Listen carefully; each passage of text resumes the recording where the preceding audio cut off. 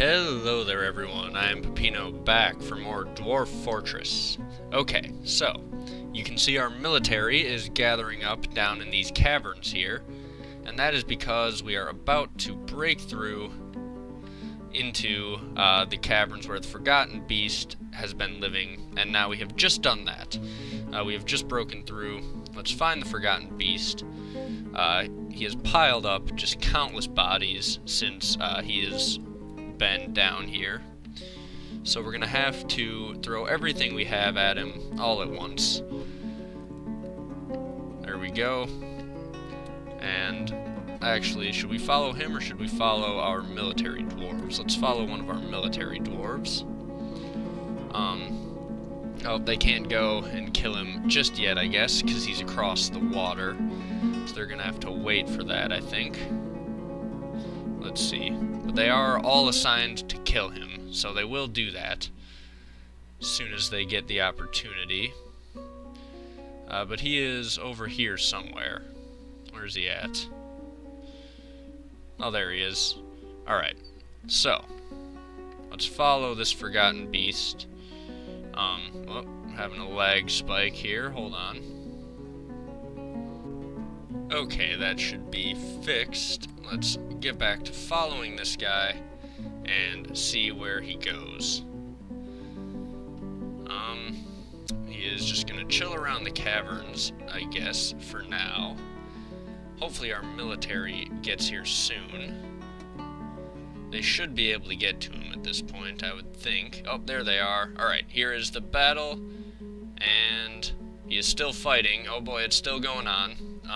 And that is that. Looks like he is dead. And our military dwarves are able to return to their lives. Look at all these dead bodies that he has piled up near this cavern. Alright, let's read the reports, see how exactly the fight went down.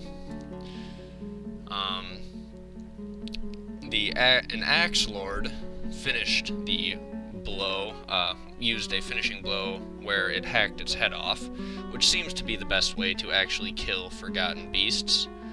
We'll scroll back to when the fight actually started. Oh, actually, this whole thing is this battle. This was a long battle. I assumed the 11 pages was the Forgotten Beast fighting like random things down in the caverns, but no, this is actually an 11-page battle that just happened. Okay, so our Hammer Lord came in and started bashing in the lower body. Flying bolts were striking the Forgotten Beast, so we're actually not using our crossbows as like blunt weapons to hit things with, so that's good. And I'll let you pause and read through everything here. But we knocked the Forgotten Beast over. There was a hit with a silver warhammer to the right foot. It fell over. Someone was punching the Forgotten Beast. The Forgotten Beast was having trouble breathing, and then they basically, I'm guessing, just hacked it and stabbed it to pieces. The Forgotten Beast is having more trouble breathing as it's getting hacked to pieces. And we'll keep scrolling through, and you can just pause. Having even more trouble breathing as it's getting hit and punched and kicked and slapped, I'm sure. All of that good stuff. So we go down through here, an iron spear lodged firmly in something.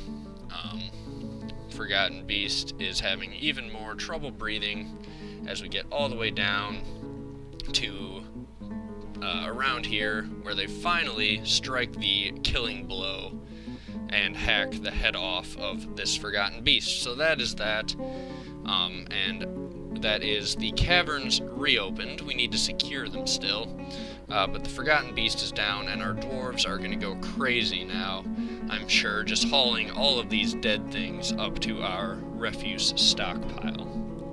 Alright, let's build some doors on this cavern here, and some cage traps, just because we don't want any nasty things getting into our fortress through this newly opened doorway.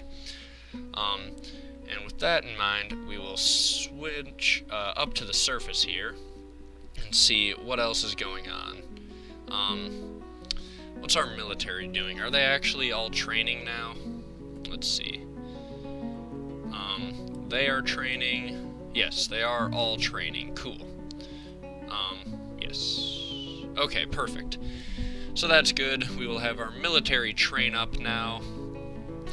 Now that we have the caverns re-accessed, because things are going to be a bit more dangerous from here on out.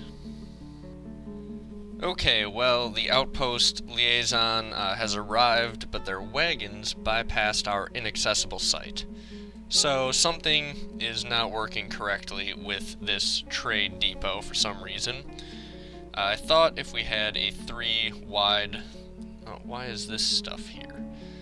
I thought if we had a 3-wide place for them to go, they would be able to travel to the depot, but I guess not. So we're going to build a new trade depot right out here. And there we go. Perfect. So, this whole depot experiment over here did not work, but by next year we will have a new depot up so that their wagons won't keep passing us. So let's search for goblets. We got a bunch of them, and we will see what the dwarves have brought to trade this time. And then the other thing that happened just a little bit ago off camera is I noticed some miasma coming from one of our war dogs that's not chained up. So all of the unchained war dogs, since I can't figure out which one has it, and then just put that one in a pasture. I don't know. Oh, I wonder if I could name the one that has it. I wonder if I could do that. Let's see. I would need to find... Well, either way, they're all set to a pasture. I'll look off camera and see if I can just figure out a way to isolate the one.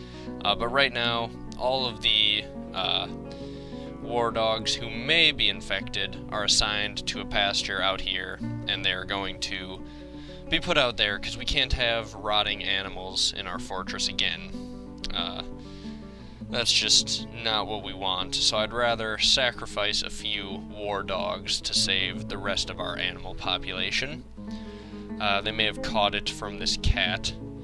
I don't know what's causing it. I know it's caused, like, originally, I'm pretty sure, by Forgotten Beast attacks and things like that, but I don't know what's causing it to pop up every once in a while in our fortress now. That's the only thing that I don't know, but we will hopefully be able to keep it under control. Okay, so we brought our first gold goblet to the depot, and I'm going to trade it for all of the fruit, fish, meats, and plump helmets that they brought with them. So, we will trade that. Any minute now, a second goblet should be coming, and we will be able to trade that too. There we go. Actually, a third one is almost there, so we'll just wait for that, and then we can trade them both. Alright, here we go. Let's see what we can get for both of these. We want to make sure to get all of the alcohol that they have, so let's get beer.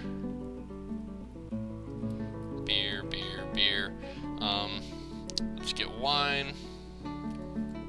Lots of wine, perfect. Let's get ale. All this ale. And, rum. There we go. Oh, not a drum, just the rum. Perfect. Okay, that's worth quite a bit, but they'll still be making some money off this deal. And then the other thing we want would be seeds. Let's get some cave wheat, sweet pods, pigtail, all of this sort of stuff. Let's see, we want spawn as well, plump helmet spawn if we can get some.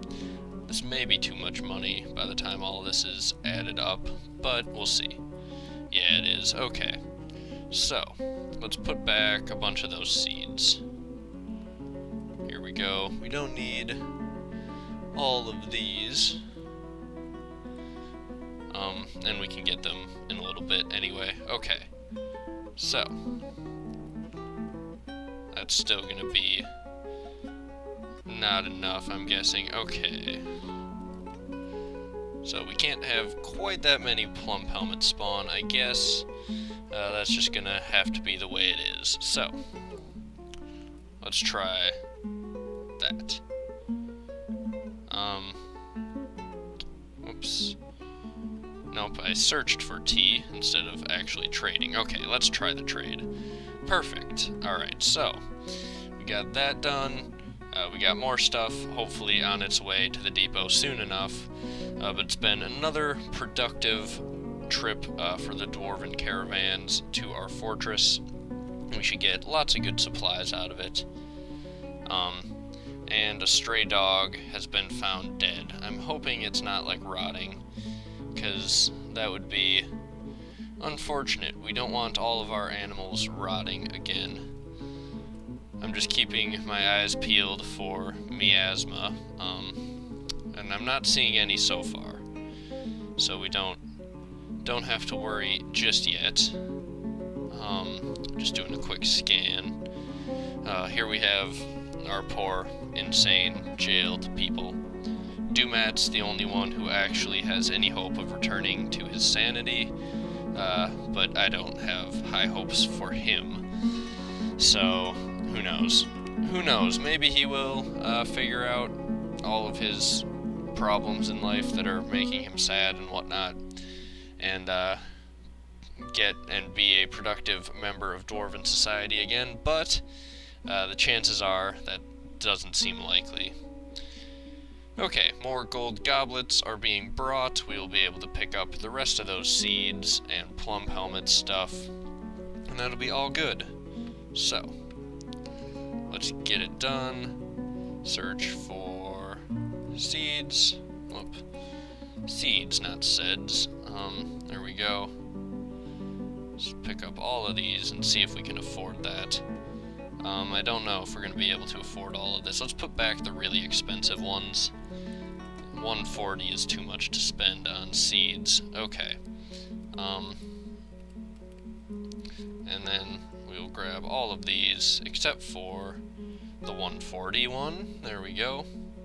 Perfect. And now we will mark both of those, and that'll be fine. I'm sure they will accept that deal.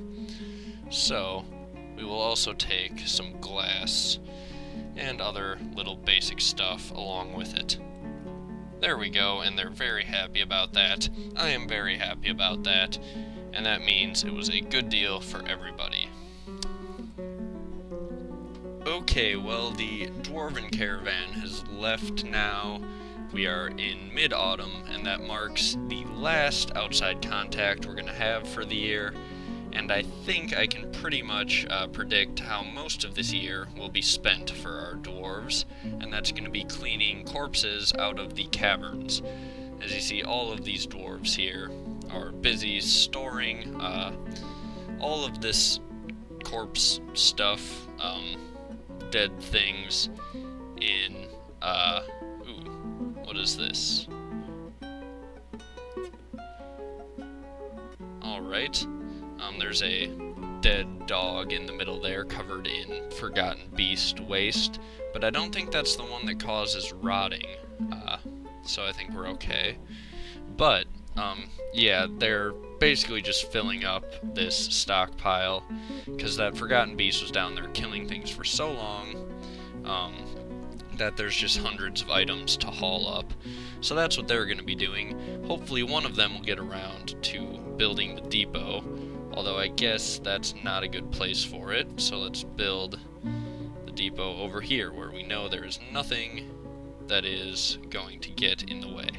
Okay, so someone will get around to that, and we will deconstruct this trade depot, because we don't need it anymore. We'll figure out, maybe if we can, why it wasn't working, but in all likelihood we're just going to abandon that and have a new one out here. If we look at the announcements there, we've just had wolf pups born, so that is kind of cool. We'll have some more wolves running around. We're basically going to slaughter most of the animals that we have that we don't find cool, just because we have too many and that's draining FPS. These Drelthas, though, they are great. We are going to breed a lot of them if we can. They take 5 years to mature, but I looked, and if you butcher them, they give you a decent bit of food, so that's good. And their stuff is worth 3 times as much as normal, like, domesticated animals, so that's good too. And we've just had Bemble here, taken by a Feymood while he was doing something or another. So let's hope we have everything he needs. He's probably going to need more plant cloth or something, and we won't have it. But we'll follow him up to see where he goes, and see what kind of artifact he's going to make us. Okay, here he comes. Should be Clem in a workshop any second. And it is going to be a clother's shop. And let's see, it looks like he's got what he needs because he's going to grab it already, which is perfect. And he's begun his mysterious construction. That is what I like, Bemble. That is a good, quick artifact. No need for us to find you anything or make you anything. You got it all. Let's see what you make. Okay, so he's been constructing away for a little while now, and any moment should finish up and we should have an artifact to look at. Elsewhere, this depot still has not been constructed. It needs masonry apparently, which we have plenty of dwarves who have masonry, so hopefully someone will get around to that pretty soon. Although I guess it doesn't actually matter, as long as we have it up by the end of winter. That's the only thing we care about, and we've had another yak born. We don't necessarily want more yaks. I think we're going to focus solely on Dreltha breeding pretty soon, but I haven't decided for sure yet. Maybe we can keep a couple yaks around. Alright, we should set these guys here to be more bait for us for our cave spider, and let's hope that Bemble here finishes up pretty soon and we can see what it is that I think it's he. No, it's she. Bemble. I'm terrible at guessing with dwarf names. If you want to read about Bemble, you can read about Bemble. Apparently she's in a constant state of internal rage and does not often feel lustful. She's trusting and occasionally overindulges. And you can read even more of that. I just saw the constantly in a state of internal rage and thought that was funny. We all know people like Bemble, I guess. But let's see, maybe this artifact will cheer Bemble up and quell that terrible, terrible internal rage. Let's see. Alright, here we go.